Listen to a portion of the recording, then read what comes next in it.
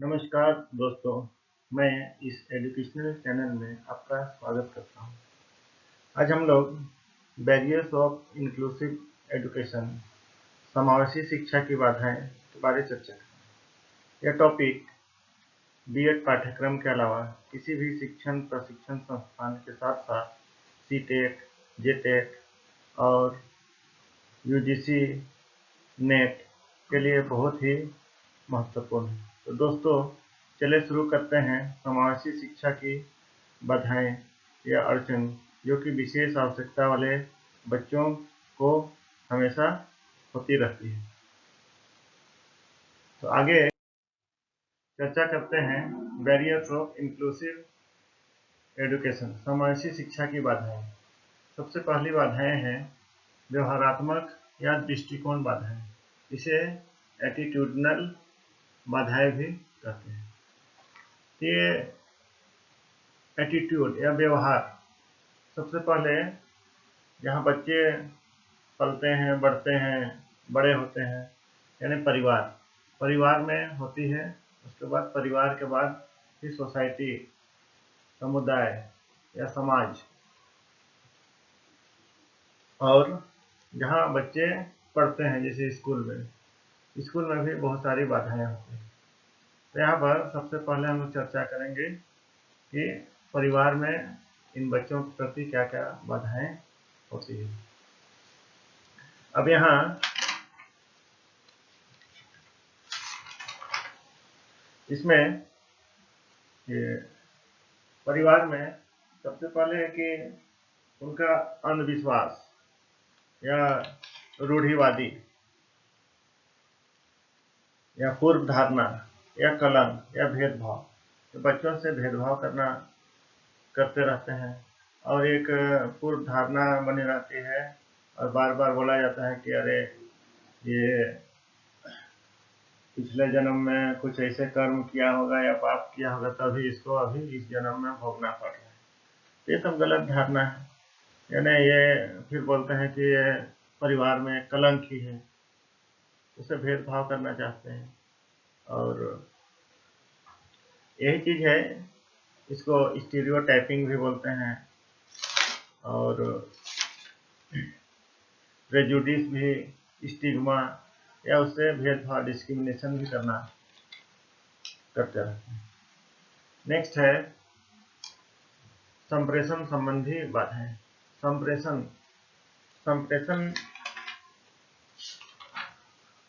संप्रेषण मीन्स बच्चे अपने आप को दूसरों से कम्युनिकेट नहीं कर पाते हैं, जिसे ठीक से दूसरों से बात ना कर पाना, ठीक से पढ़ लिख ना पाना, ठीक से दूसरों की बातों को समझ नहीं पाते और ठीक से सुन नहीं पाते।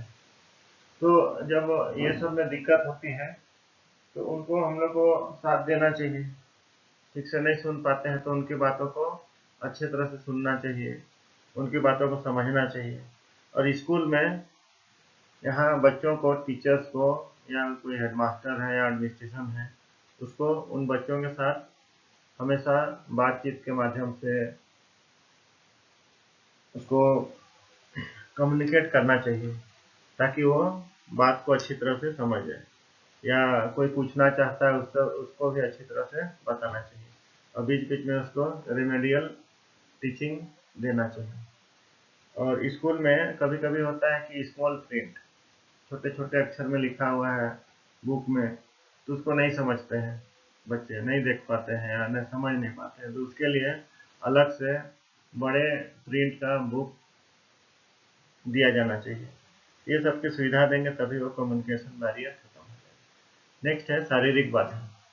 ऐसे बच्चे बाधा से हैं, अक्षम है, जिसे बोलते हैं कि किसी का न किसी रूप से शारीरिक और मानसिक रूप से अक्षम होते हैं। जैसे ऑर्थोपेडिकल, अस्थिबाधित को स्कूल में चलने में असुविधा होती है, पढ़ने लिखने में सुविधा होती है, वैसे बैठने में सुविधा होती है। तो स्कूल में इसके लिए ऐसे बच्चों के लिए अलग से रैंप की व्यवस्था हो और उसके लिए अलग से टॉयलेट की व्यवस्था हो, अलग संसाधन कक्ष की ज़रूरत हो, और कक्षा में अगर ठीक से बैठ नहीं पाते हैं तो उसके लिए अलग से सीटिंग अरेंजमेंट की व्यवस्था हो। वैसे ही घर में भी उनके लिए ये सब की ज़रूरत पड़ती है, जो कि शारीरिक बाधा को दूर किया जा सकता है। ये सब बाधाएं हैं, इसको दूर करने के लिए हम लोग को परिवार में, स्कूल में और समाज को ही साथ देना होगा। नेक्स्ट है सामाजिक बाधाएं। सामाजिक बाधाएं हैं कि समाज में उसको हेय की दृष्टि से देखा जाता है, यानी घृणा की दृष्टि से देखा जाता है। वो अगर जाएंगे तो एक सोच हो जाता है कि अरे सवेरे सवेरे इसका मुंह देख लिए। तो ये सामाजिक बाधाएं हैं, और बहुत कोई बोल भी देते हैं कि ये है, तो ऐसे बच्चे कुंठित हो जाते हैं और समाज से दूर रहना पसंद करते हैं। तो ये सामाजिक बाधाएं हैं। तो सामाजिक बाधाओं को हम लोग को दूर करना पड़ेगा, इनको हमेशा साथ देना पड़ेगा, तभी वो मेन स्ट्रीमिंग में आएंगे और मुख्य धारा में आएंगे और समाज में जीने लायक हो जाएंगे। नेक्स्ट है यात्रा संबंधी बाधाएं।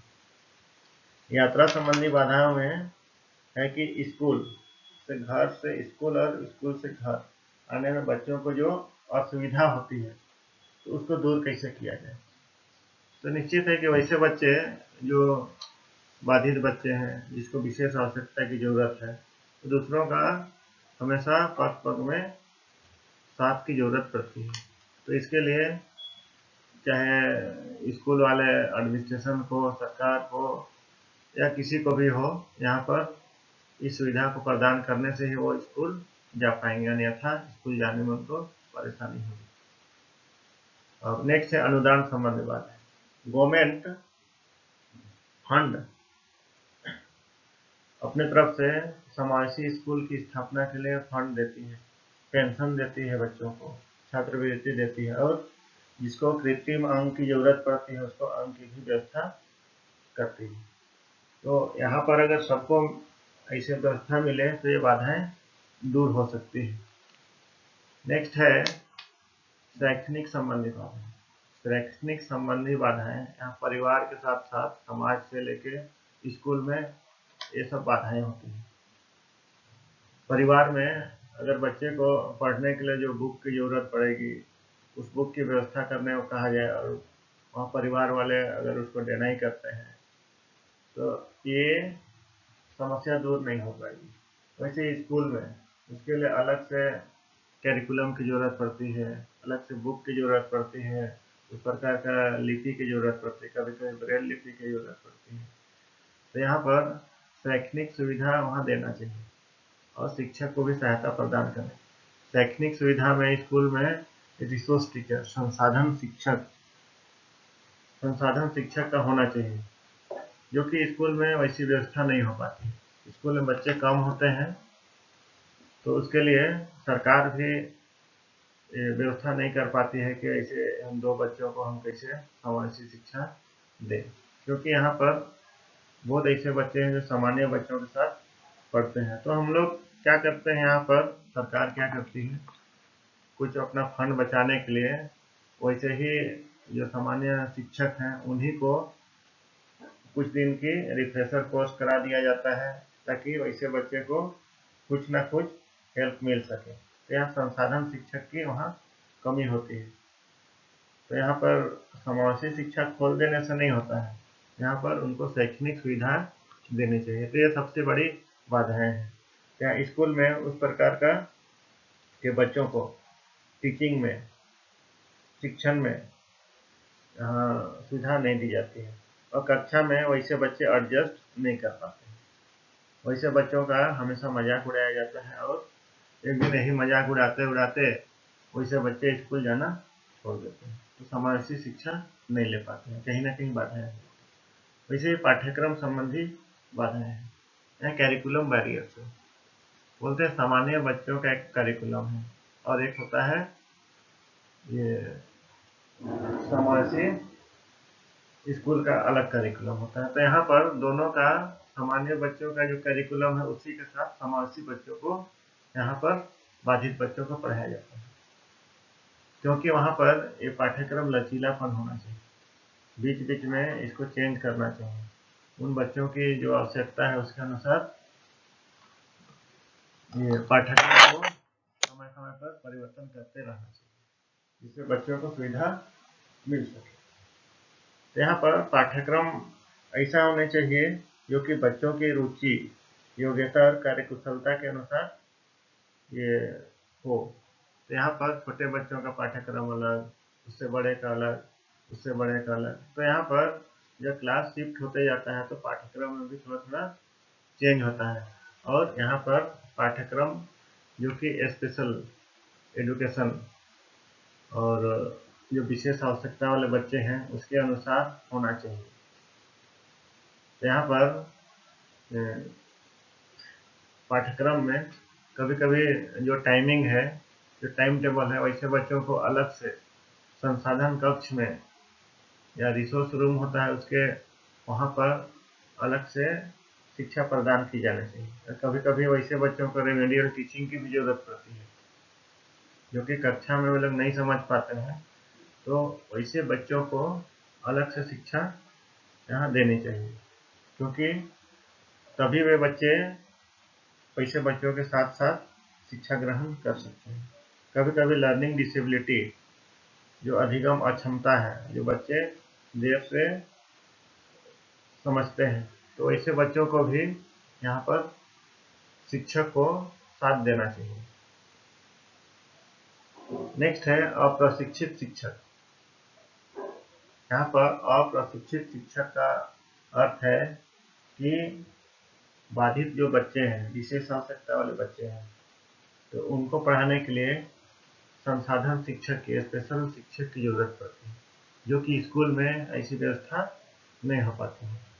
तो यहाँ समावासी स्कूल में ये सामान्य शिक्षक के साथ साथ ऐसे रिसोर्स टीचर, स्पेशल टीचर की बहाली होती है, जो कि कक्षा में दोनों टीचर रहते हैं और वैसे बच्चों को यहाँ पर ये समय समय में जो आवश्यकता पड़ती है उसको वे सहायता प्रदान करते हैं। और अधिक समय वैसे बच्चों को संसाधन कक्ष जो कि स्कूल में रहते हैं वहाँ पर वैसे शिक्षक, रिसोर्स टीचर उसको ट्रेनिंग देते हैं। और इसलिए ऐसी व्यवस्था होनी चाहिए, जो कि यहाँ पर ये व्यवस्था नहीं हो पाती है, तो इसको दूर करना चाहिए, और ये सबसे बड़ी एक बात है। नेक्स्ट है अधोसंरचना संबंधी बाधा, इंफ्रास्ट्रक्चरल बैरियर्स। यहाँ इंफ्रास्ट्रक्चरल बैरियर्स जिसको बोलते हैं, स्कूल में जो संसाधन में जो कमी है, और स्कूल में बेंच टेबल से लेके ब्लैक बोर्ड से लेके जो भी कंप्यूटर वगैरह है या खेलकूद का, ये जो भी है इसको अधोसंरचना या इंफ्रास्ट्रक्चर का। तो स्कूल में जो समावेशी स्कूल होती है वहाँ सामान्य बच्चे के लिए सुविधा तो होती है, लेकिन ऐसे जो बाधित बच्चे हैं उसको कोई सुविधा प्रदान नहीं की जाती है। जैसे स्कूल में जनरल जो सीढ़ी है वो तो वहाँ तो सामान्य बच्चे चढ़ते हैं, लेकिन जो बाधित बच्चे हैं या अस्थि बाधित है वे चढ़ नहीं पाते, तो उसके लिए रैंप की व्यवस्था हो या व्हील चेयर की व्यवस्था करनी चाहिए, अलग से टॉयलेट की व्यवस्था होनी चाहिए, अलग संसाधन कक्ष की व्यवस्था होनी चाहिए, अलग बुक की व्यवस्था होनी चाहिए, खेलने के लिए कुछ अलग, उसके लिए उसी के अनुसार खेलने की व्यवस्था होनी चाहिए, इंडोर गेम्स की व्यवस्था होनी चाहिए। तो बहुत सारा है जो कि यहाँ पर उनको सुविधा नहीं प्रदान की जाती है। तो यहाँ पर हम लोग आज एक एक करके चर्चा किए, व्यवहारात्मक, attitudinal barriers, communication barriers, physical barriers, social barriers, transportation barriers, funding barriers, pedagogical barriers, curriculum barriers और अनट्रेन टीचर्स बैरियर्स और इंफ्रास्ट्रक्चरल बैरियर्स। ये सब बहुत सारी बाधाएं हैं। तो इन बाधाओं को अगर हम एक एक करके अगर दूर कर लेंगे तो ऐसे बच्चे जो विशेष आवश्यकता वाले बच्चे हैं, जिसको समावेशी शिक्षा की जरूरत पड़ती है, वे समाज में जीने लायक अपने आप को बना लेंगे और यहाँ अपने आप को दूसरों से अक्षम नहीं मानेंगे और यहाँ सामान्य बच्चों के साथ समाज में जीने लायक बन जाएंगे।